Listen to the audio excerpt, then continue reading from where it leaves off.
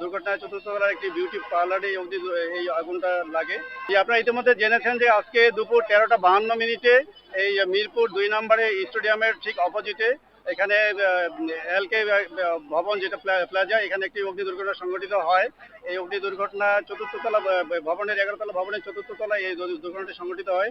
দুর্ঘটনায় চতুর্থ তলার একটি বিউটি পার্লারে এই আগুনটা লাগে।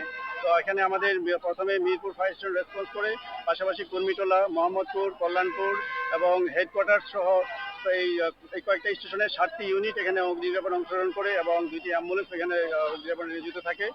তো ইতিমধ্যেই 15টা 22 মিনিটের মধ্যে সময় আমরা আগুনটাকে নিয়ন্ত্রণ দিয়েছি। আপনারা দেখতে পাচ্ছেন যে এখন আমরা আগুনে কাজ করছি এবং ভবন যেহেতু 11তলা ভবন, ভবনের ভেতরে প্রচুর ধোঁয়া রয়েছে। আমাদের টিম এখানে অনুসন্ধান কার্যক্রম পরিচালনা করছে। অনুসন্ধান কাজ শেষে আমরা সার্বিক তথ্য আবার জানাতে পারবো। ইতিমধ্যেই আমরা এখানে উদ্ধার কাজ পরিচালনার মাধ্যমে 24 জনকে আমরা উদ্ধার করেছি। এর মধ্যে 14 জন পুরুষ এবং 10 জন মহিলা আমরা উদ্ধার করতে সক্ষম হয়েছি, যাদের মধ্যে একজন পুরুষকে এবং একজন মহিলাকে আমরা আনকনসিয়াস উদ্ধার করেছি। ইতিমধ্যে তাদেরকে সোহরাওয়ার্দী হাসপাতালে প্রেরণ করা হয়েছে। আগুন লাগার প্রাথমিক কারণটা সম্পর্কে আপনারা কিছু জানতে পারবেন? ভেতরে কি কি ছিল? যেহেতু ভবনটি যেহেতু দিনের বেলায় এখানে যেহেতু ঈদের সামনে এই ঘটনাটা ঘটেছে, ভবনটি কার্যক্রম পরিচালনা ছিল বিভিন্ন ফ্লোরে।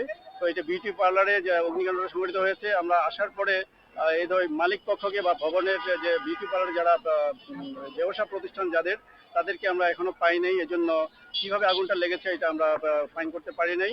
তবে এটার যে ইনভেস্টিগেশন হবে, ফায়ারের ইনভেস্টিগেশন শেষে, তদন্ত শেষে আমরা বলতে পারবো যে আগুনের কারণটা কি ছিল। তবে বার লেখা আছে, গ্রাম বার, বারে আসলে কি ছিল ভিতরে? এটা বিউটি পার্লার, তো এটা যখন আগুন লেগে যায় আসলে তখন তো সব পুড়ে গিয়েছে। ওই কক্ষগুলোতে, 2টি কক্ষতে সব পুড়ে গিয়েছে। না, সেটা এখন আমরা বলতে পারছি না। তো বিউটি পার্লারে যে ধরনের প্রসাধনী সামগ্রী থাকে, এখানেও সেটাই ছিল। অন্য কোনো কিছু আলামত আমরা এখনো পাইনি। না, এখন পর্যন্ত আমরা যেটা ধারণা করছি যে এটা বিউটি পার্লারই নাকি ছিল। তো এটা বার নাকি, এটা যেহেতু পুড়ে গিয়েছে সেজন্য এখন আমরা সেটা ফাইন করতে পারি নাই। এটা পরবর্তীতে আমরা হয়তো নিবিড়ভাবে পর্যবেক্ষণ করে কিংবা ভবন মালিক কর্তৃপক্ষ বা যে দোকান পুড়েছে তাদের সঙ্গে কথা বলে পরবর্তীতে জানতে পারবো। এখানে আমরা দেখেছি যে হোস পাইপ, হোস ড্রিল এখানে আছে। ফায়ার এক্সটিংগুইশার প্রতি ফ্লোরে রয়েছে। বাট ইনিশিয়াল স্টেজে তারা যদি এই ফায়ারটাকে অ্যাটাক করতে পারতো, তাদের যে বিদ্যমান অগ্নি নির্বাপন ব্যবস্থা রয়েছে, তারা যদি অ্যাটাক করতে পারতো তাহলে হয়তো ইনিশিয়াল স্টেজে ফায়ারটাকে আউট করতে পারতো। কিন্তু দুঃখের বিষয় যেটা ঘটে যে অগ্নি নির্বাপনের নিরাপত্তা ব্যবস্থা থাকলেও আমরা যারা ভবনে বসবাস করে, যারা অকুপাই, তারা আতঙ্কগ্রস্ত হয় এবং আগুনের সঙ্গে মিনিমাম ফাইট না করে তারা নিজেকে বাঁচানোর জন্য, অবশ্যই নিজেকে বাঁচাতে হবে, এভাবে হতে হবে। পাশাপাশি যাদের সক্ষমতা রয়েছে তাদেরকে কিন্তু ফায়ার এক্সটিংগুইশার বা যে সকল ইনবিল্ট ফ্যাসিলিটিস আছে সেটা দিয়ে কিন্তু অগ্নি নির্বাপন করার প্রচেষ্টা চালানো উচিত।